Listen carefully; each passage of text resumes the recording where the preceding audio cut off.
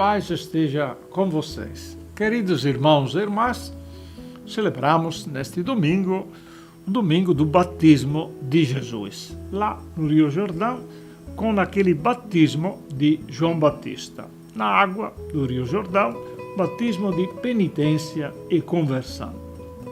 E com este domingo, nós encerramos o tempo do Natal. Já a partir da segunda-feira, iniciaremos o tempo comum e com este tempo, iremos até a quarta-feira de cinzas, ali já iniciaremos o caminho da Quaresma. Como é que podemos concluir este tempo de Natal com esta outra, podemos dizer, manifestação? Já dissemos isso, vimos domingo passado na Epifania, a estrela, os magos, muito alegres por terem encontrado o Senhor. A luz e a alegria. E este domingo, a voz do Pai, que diz a Jesus: Tu és o meu filho, em ti eu pus o meu bem-querer. Vamos entender um pouquinho o sentido deste domingo, lembrando também quem é Jesus, portanto, a manifestação dele e a nossa realidade de cristãos. Vamos começar pelo batismo em si e perceber onde está a novidade deste gesto, o sinal ou manifestação, como eu disse, de Jesus. Primeiro, o que era o batismo em si? Significa mergulho. Importante o fato do mergulho. Não somente lavar um pouquinho, podemos dizer, mas uma imersão verdadeira. Total, podemos dizer. Significa que o que vai acontecer envolve toda a pessoa. Não é simplesmente lavar as mãos, por exemplo, ou os pés, que já seria um sinal, como nós também reduzimos o mínimo indispensável, que é molhar quando batizamos uma criança, por exemplo, um adulto também, molhar a cabeça, por exemplo. Tudo bem, o sinal que vale. Mas em si, batismo significa mergulho. Ou seja, não é algo parcial. Deve ser algo que envolve toda a nossa vida. É isso que às vezes nós esquecemos. É um gesto exterior, podemos dizer, que porém não mexe, quando eu falo de toda a vida, evidentemente, deve mexer também o sentido da nossa vida. O que é que nós acreditamos mais ou menos na nossa vida? O que é que queremos da nossa vida? Quem somos, afinal? Filhos de Deus ou não? Por isso é importante. Segundo passo, o batismo. João Batista diz: eu batizo com água, mas virá alguém mais importante do que eu, que batizará com o Espírito Santo. Por isso, João Batista quer dizer que tem uma diferença muito grande entre o batismo da água, total também, desta imersão, mas depois virá o batismo no Espírito Santo. Por quê? Porque tinha também outros sinais e gestos de lavar-se, podemos dizer, tomar banho. Era uma forma ritual. Até para ter acesso ao templo e tudo mais, os sacerdotes, os levitas tinham que cumprir gestos que era de se lavar, tomar banho, podemos dizer. Ou seja, a limpeza exterior do corpo já era um sinal de poder participar de um ritual. Ou seja, um culto que era oferecido a Deus. Mas aqui está a total e completa diferença entre se lavar para participar de uma cerimônia, um culto, que afinal é feito pelos homens e oferecido a Deus, e o batismo com o Espírito Santo. Que João Batista diz que este outro, que está aí agora no Rio Jordão, que é Jesus, este que virá, dizia João Batista, que vai batizar com o Espírito Santo. Portanto, já chegamos no terceiro ponto, que é o Espírito Santo. A diferença está que o batismo que nós acreditamos é cumprido neste gesto simbólico, mas extremamente significativo, com a revelação do Pai. Tu és o meu filho, com o Espírito Santo. Jesus que batiza com o Espírito Santo. Ou seja, o que aconteceu com a encarnação? Por isso, este momento do batismo, este domingo, encerra o tempo do Natal. A estreita, mas assim não podia ser, união entre Deus e a humanidade. Porque Deus se tornou um de nós. Portanto, cantamos e rezamos e repetimos isso ao longo deste tempo do Natal, para que o ser humano, a humanidade, voltasse a ser o que devia ser, ou seja, também filhos de Deus.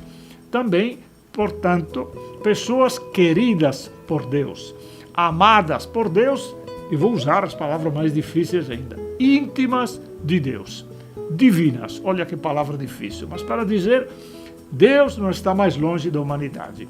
Não é simplesmente alguém a qual eu presto um culto. Não. Deus participou da nossa vida e continua a participar da nossa vida. Porque nós, com o batismo, com o Espírito Santo, podemos participar da vida divina.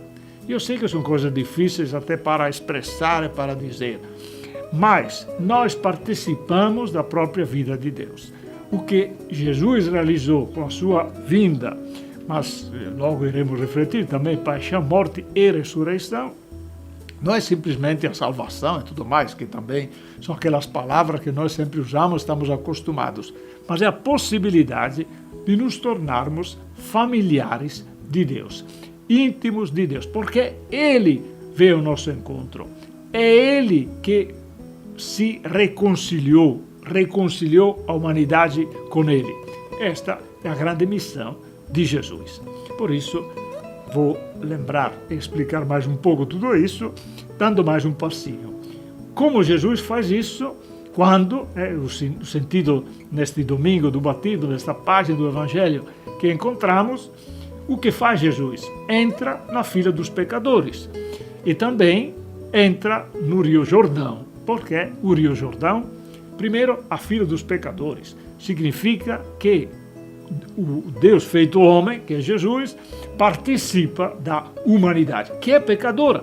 Mas a humanidade pecadora é oferecida a possibilidade de entrar novamente, não mais na terra prometida, mas naquilo que eu acabo de lembrar para nós, na intimidade de Deus. Porque devemos lembrar que o Rio Jordão representou a entrada na terra prometida, ou seja, o gesto da entrada significava definitivamente a libertação daquilo que era o Egito, daquilo que era a escravidão, de tudo aquilo que afastava o ser humano de Deus. Claro que este é o grande projeto de Deus. Nós devemos entender, se Jesus veio no mundo, é para nos ajudar a refazer este caminho que nós podemos chamar de êxodo. Todos nós temos que atravessar o Rio Jordão. Todos nós temos que nos aproximar de Deus, porque Ele nos conduz, próprio Jesus, que entrando no Rio Jordão, na fila dos pecadores, reconduz a humanidade ao encontro com o Senhor. É bonito isso? Bom, se conseguimos entender, perceber a novidade, por isso, na página deste Evangelho, Marcos coloca, é uma outra diferença também de outros evangelhos, o pai que diz, tu és meu filho, ou seja, és meu filho amado, no qual pus o meu bem-querer. Tu, ou seja, este é o filho, e no filho é que conduz o filho, os pecadores, a humanidade, na nova realidade de liberdade, de libertação, que é a intimidade, como disse com o Senhor, a libertação do pecado e da morte, aquilo que sempre chamamos a salvação e tudo mais. Ou seja, se nós entendemos o sentido das palavras, as palavras nos ajudam também a perceber o dom que recebemos. Claro que nós pensamos imediatamente no nosso batismo, no sentido bonito da palavra, no sentido de ter começado uma nova realidade. Não é por acaso que João, evangelista, no seu evangelho lá no capítulo 3, quando naquele diálogo entre Jesus e Nicodemos, Jesus diz a Nicodemos, tem que renascer, renascer pela água e pelo Espírito, porque carne é carne, mas o que nasce pelo Espírito é Espírito, ou seja, a presença do Espírito Santo na nossa vida. Conclusão para todos nós também nesse tempo de Natal. Primeiro, uma gratidão que às vezes esquecemos, ou seja, Deus parece longe e não é verdade. Deus é o desconhecido, mas a culpa é nossa, não é porque Ele não se fez conhecer. E, do outro lado, a não busca deste encontro com o Senhor, que já começou no nosso batismo.